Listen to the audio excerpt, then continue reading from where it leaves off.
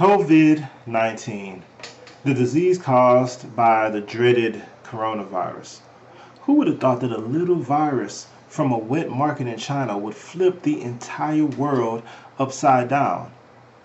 Would have you stuck in the house, not able to go to movies, not able to go to the mall, not able to go to any social gathering, not able to go to school, because you guys are at home right now, not able to go to church, not able to do anything, not even able to go see, your loved ones that may be who may be elderly or have a compromised immune system or anything like that. Who would have thought that one virus would cause that kind of trouble? Now, just looking at the numbers, in Texas by itself, coronavirus has accounted for 714,000 cases and a little bit over 15,000 deaths. A little virus, completely undetectable with the naked eye. That just goes to show you the power that viruses have. Let's talk about viruses a little bit more.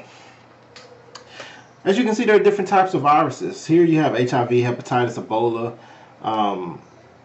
influenza, rabies, a couple viruses to say the very least. A bacteriophage, we'll talk about that a little bit more later. Viruses can affect, they affect you and me. They affect plants, they affect bacteria, and they affect other animals, other species.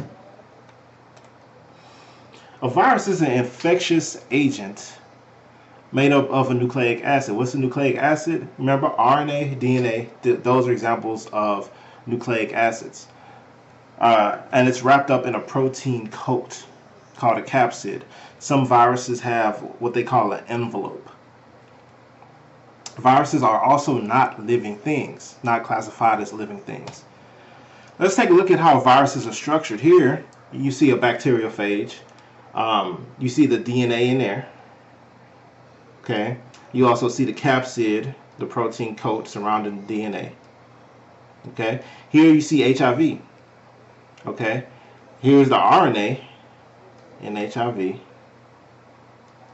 And then here's the envelope. And then here are the surface proteins or the envelope proteins that it uses. We'll talk about the uses a little bit later when we talk about how they infect cells. A virus and a cell are two different things. A virus is not a cell. Viruses don't have a nucleus. They don't have cytoplasm. They don't have organelles. They don't have a cell membrane. They can't divide on their own. They actually have to infect the cell and use the organelles in the cell in order to replicate itself. Right? So the viruses cannot divide. They cannot replicate on their own. So therefore, they're not a cell. In comparison, they're actually a lot smaller than a cell. Now, when you look at this, you see the cell here. You see its cytoplasm. You see its nucleus here. You see some ribosomes stuck to the endoplasmic reticulum here. You see all the stuff. We talked about this the first week of school. All the stuff that makes a cell, that makes a cell able to perform functions, right? Let's look at the virus now. The virus has nothing really. You just see the genetic material in here, right?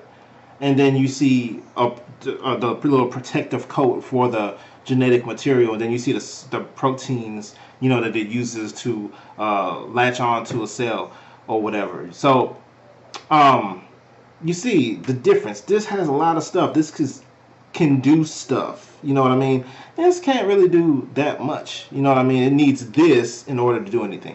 And by comparison, this virus is a lot smaller than this cell. A virus is a parasite. Now, what is a parasite? A parasite is an organism that depends entirely upon another living organism, a host. Remember that a host is the other living organism that the parasite has to depend on, all right, for its existence in such a way that it harms that organism. Okay, example of this, you see fleas here, right? And then you see a dog. The flea has to attach itself to the dog, right? And that connection is harmful to the dog. Therefore, this is a parasitic relationship. The flea is the parasite. The dog is the host. Now let's talk a little bit about how viruses spread. Viruses spread in a couple of different ways. One is the exchange of body fluids, right? Kissing and that. As you can see, this cat will have none of that, right? Cat's blocking the kiss because it knows corona's out there and it doesn't want that action, right? Airborne.